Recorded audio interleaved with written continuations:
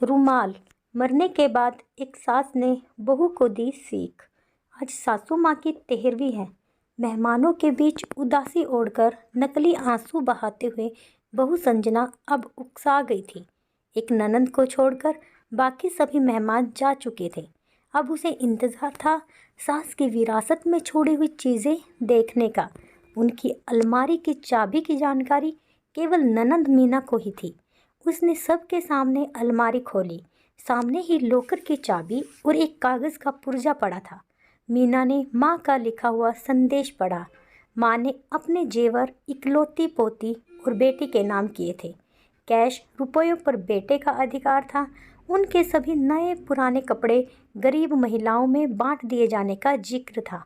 एक सीलबंद पैकेट था जिसके ऊपर एक पिन किए हुए कागज़ पर लिखा हुआ था, यह पैकेट बहू के लिए है, लेकिन वो इसे अपने बेटे मेरे पोते अनुज की शादी के 1 वर्ष बाद ही खोल सकेगी।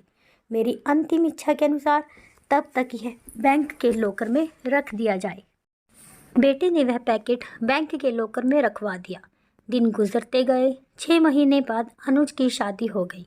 सगाई पहले ही हो चुकी थी। बहू आराधना के घर में आते ही संजना ने कुछ राहत महसूस की। अब वो अपना ध्यान अपने पति और अपने स्वास्थ्य पर ही देना चाहती थी।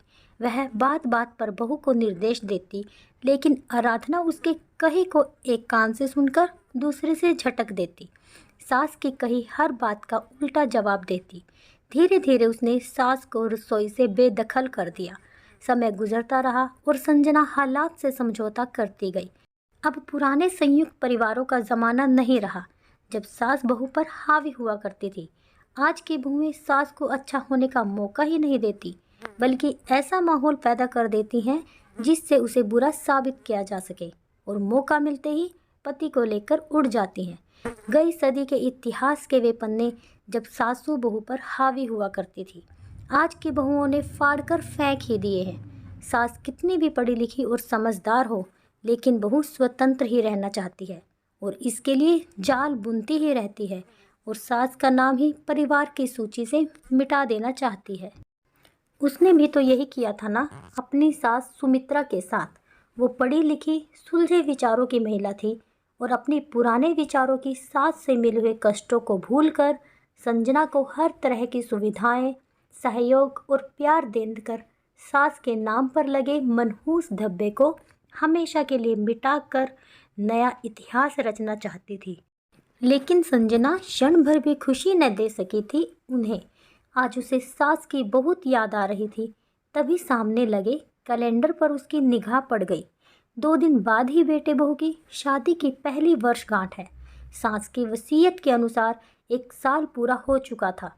तीसरे दिन ही वो बैंक जाकर लॉकर से अपने नाम का पैकेट निकलवा कर ले आए।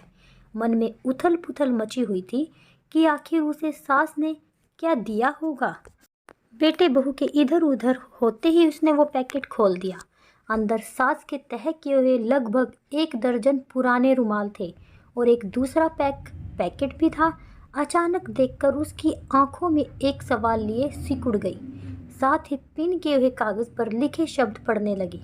बहू, ये वे रुमाल हैं जिनसे मैं बेटे का विवाह होने के 1 साल बाद से मृत्यु पर्यंत आंसू पोंछती रही। पढ़कर उसकी आंखों से अविरल आंसू बहने लगे। रोते रोते उसने दूसरा पैकेट खोला। उसमें उतने ही बिल्कुल नए रुमाल थे और वैसा ही कागज़ का टुकड़ा पिन किए हुए था। उसे कहीं से सास की आवाज़ सुनाई दी, बहू रो रही हो ना? ये रुमाल तुम्हें अपनी अंतिम सांस तक आंसू पोंछने के काम आएंगे। और उसने एक रुमाल उठाकर अपने आंसू पोंछ लिए। उम्मीद है कहानी आपको अच्छी लगी होगी। कहानी अच्छी लगी हो तो प्लीज़ वीडियो को लाइक शेयर कीजिए, और अगर मेरे चैनल पर नए हैं तो प्लीज़ चैनल को सब्सक्राइब भी ज़रूर कीजिए।